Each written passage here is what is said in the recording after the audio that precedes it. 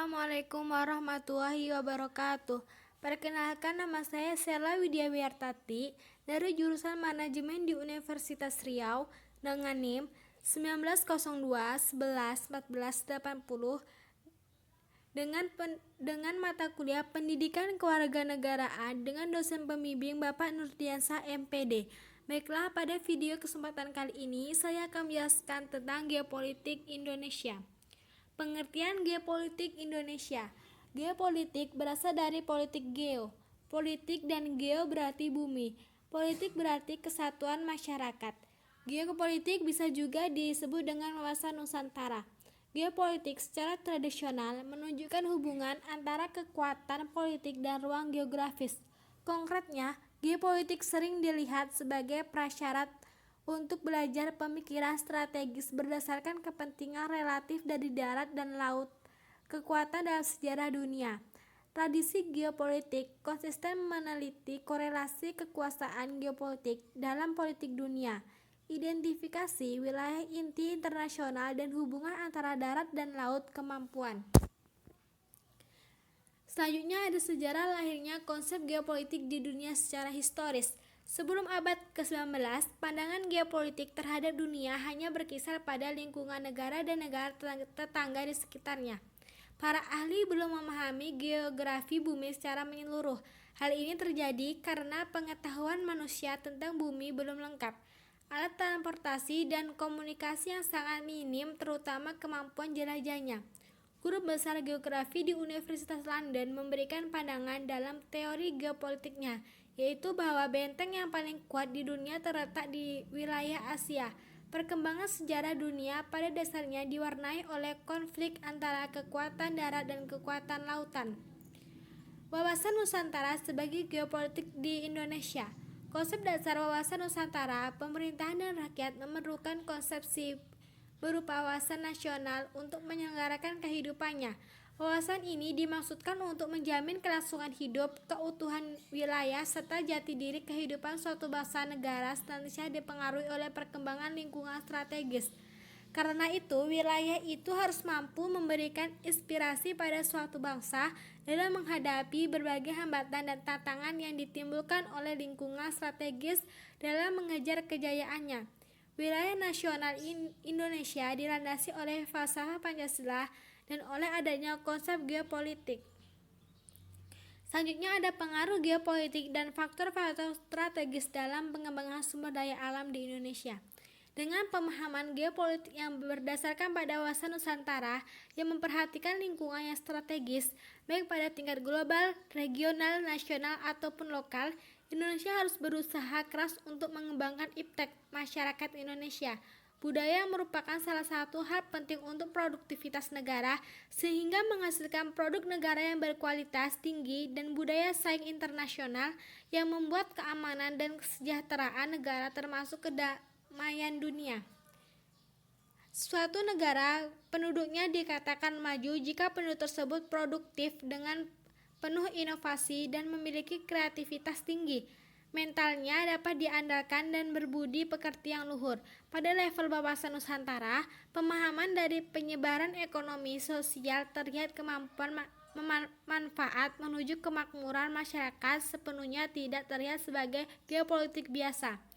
Masyarakat yang berkompeten dilengkapi oleh iptek dan budaya mungkin dapat menambah integritas dari berbagai manajemen sumber daya alam dan ruang lingkup penambahan inventaris, pemilahan, penyimpanan, dan perluasan atau penyebaran untuk menuju ke pengembangan lanjut berdasarkan strategi dalam pertumbuhan, penyelidikan lingkungan, dan kemiskinan yang membuat suatu kemakmuran, kepandaian, dan perdamaian untuk masyarakat.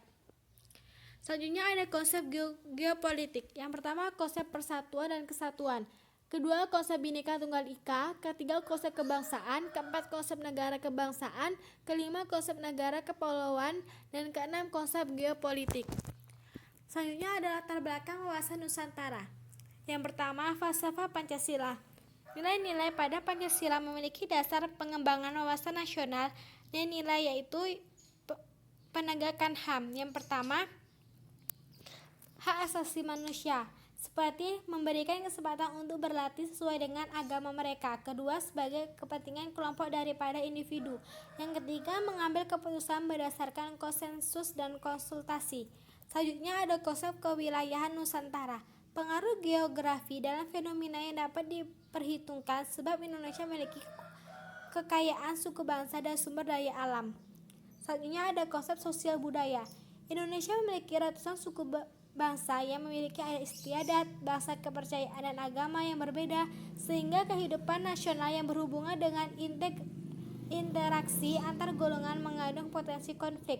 Selanjutnya ada konsep kesejahteraan. Negara Kesatuan Republik Indonesia merupakan negara nasional Indonesia diwarnai oleh pengalaman sejarah yang tidak ingin terulang perpecahan di dalam negara Indonesia. Hal ini karena kemerdekaan yang telah dicapai oleh rakyat Indonesia adalah hasil dari semangat persatuan kesatuan negara Indonesia sendiri sangat tinggi. Jadi semangat ini harus dipertahankan untuk kesatuan nasional dan menjaga keutuhan wilayah Indonesia. Selanjutnya ada kedudukan wawasan Nusantara. Wawasan Nusantara yang diyakini kebenarannya oleh masyarakat untuk mewujudkan dan mencapai suatu tujuan nasional. Wawasan Nusantara dalam paradigma nasional memiliki konseptifikasi sebagai berikut. Yang pertama, Pancasila sebagai dasar negara. Falsafah dan ideologi bangsa berkedudukan sebagai landasan ideal.